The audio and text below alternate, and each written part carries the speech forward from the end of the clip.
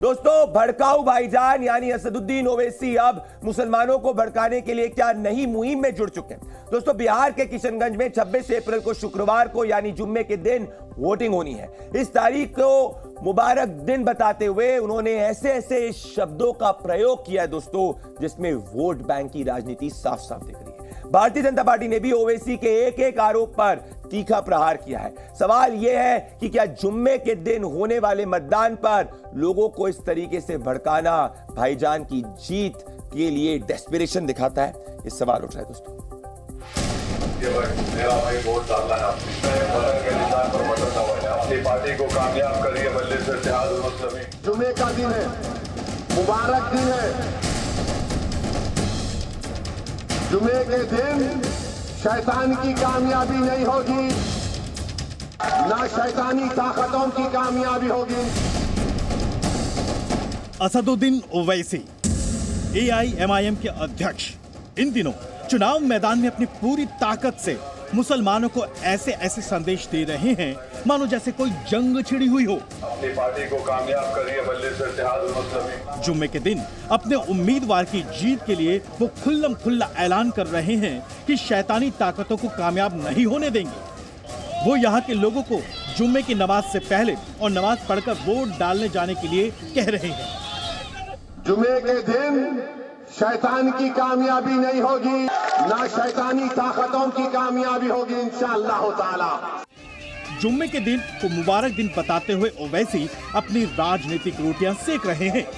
दरअसल 26 अप्रैल के रोज यानी जुम्मे के दिन भड़काऊ भाईजान किशनगंज लोकसभा सीट पर पूरा जोर लगा रहे हैं। यहां पर 12 उम्मीदवार अपनी किस्मत आजमा रहे हैं। किशनगंज में 68% मुस्लिम आबादी है और त्रिकोणीय मुकाबला JDU, AIMIM और कांग्रेस के बीच है। अब किशनगंज के लोगों के मन में क्या है, ये वो उनसे जानते हैं। वो दिखाने वाला दिखाते रहेंगे भाजपा का डर। भाजपा से तो 14 साल NDA के साथ गठबंधन रह के इतना विकास किया। नीतीश कुमार है तो बिहार है, नीतीश कुमार है तो विकास है। और नीतीश कुमार कोई धर्म की राजनीति नहीं करता है। मुख्यमंत्री जितना युवाओं को दिया है, आज दूसरा मुख्यमंत्री दे नहीं पाया है। नीतीश जी ने इंडिया गठबंधन से पीछे इसलिए हटा कि नीतीश जी को कभी ये पसंद नहीं है कि जो काम ना करे निकम्मा रहे। दरअसल जब से प्रधानमंत्री नरेंद्र मोदी ने देश की संपत्ति पर धर्म विशेष के अधिकार को लेकर सवाल उठाए हैं, ये संपत्ति इकट्ठी करके किसको बांटेंगे? जिनके ज्यादा बच्चे हैं उनको बांटेंगे। तभी से ओवैसी भड़काने वाले अंदाज में है। अपने भाषण में ओवैसी जुम्मा, मुबारक दिन, नमाज, हुकूमत का जुल्म, नफरत जैसे शब्द भेदी बाणों का खुलकर इस्तेमाल कर रहे हैं। भड़काऊ भाईजान खुल्लम खुल्ला जज्बातों से खेलते नजर आ रहे हैं। बुलडोजर से घर तोड़े जा रहे हैं। जब से आप वजीर आजम बने, नफरत को आम कर दिया गया। वहां पर आप उत्तर प्रदेश में तुम्हारी सरकार है, वहां पर आप देखते हैं कि एक साबिका रुकने पार्लियामान को गोली मार दी गई, अतीक को। एक साबिका रुकन असेंबली है, जेल में है, जहर देकर उसको मार दिया गया।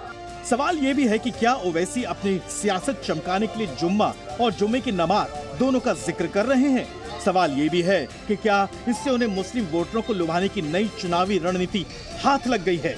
वैसे ओवैसी के बयानों पर बीजेपी भी चुप बैठने वाली नहीं है।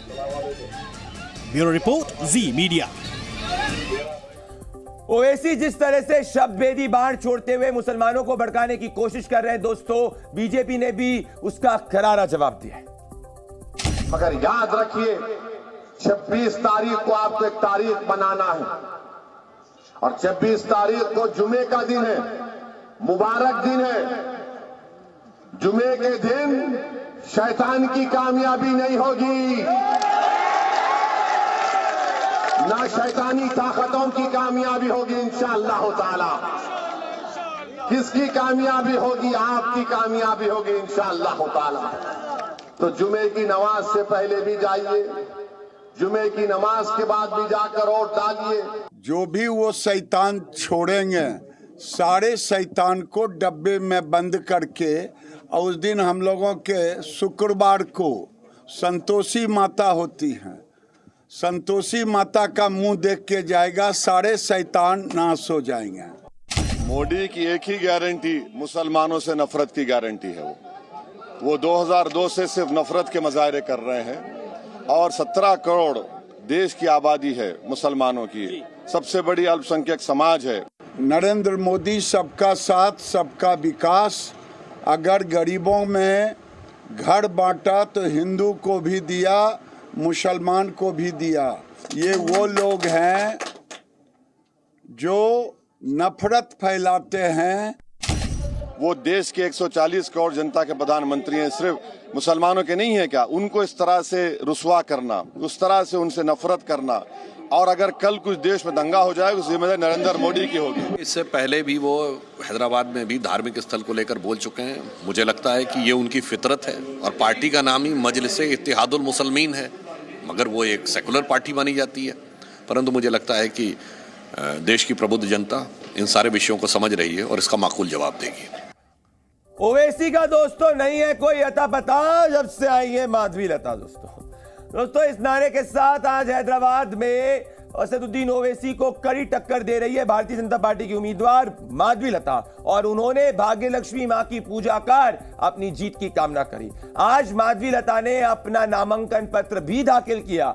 इससे पहले हैदराबाद के चार मीनार से जैसे ही उनका रोड शो निकला, साफ हो गया दोस्तों इस बार असदुद्दीन ओवैसी की राह आसान नहीं है। यहां बीजेपी ने असदुद्दीन ओवैसी के खिलाफ जमकर नारेबाजी करी। माधवी लता का नाम इतना गूंजना चाहिए कि हर घर घर गली गली जाए। ओवैसी का नहीं कोई अता पता जब से आई। मेरी बहनें सामने खड़ी है पगड़ी पहन के, आप सब लोग भी मेरे साथ बोलेंगे, ओवैसी का नहीं कोई अता पता। दोस्तों माधवी खुद भी ओवैसी के बयानों पर जमकर तीर छोड़ रही हैं। जब असदुद्दीन खुद के कौम को बर्बादी के ऊपर लेके जाते हुए ये एक बार भी नहीं सोचे कि प्रधानमंत्री जी जो इतने योजनाएं लेके आए हैं, बताइए कौन से योजना पर हिंदू मुसलमान लिखा हुआ है? बताइए। 2 टर्म से प्रधानमंत्री सबको साथ लेके निकल रहे हैं। अरे असदुद्दीन अकबरुद्दीन जैसे लोगों को तो मुंह बंद करवा देना चाहिए।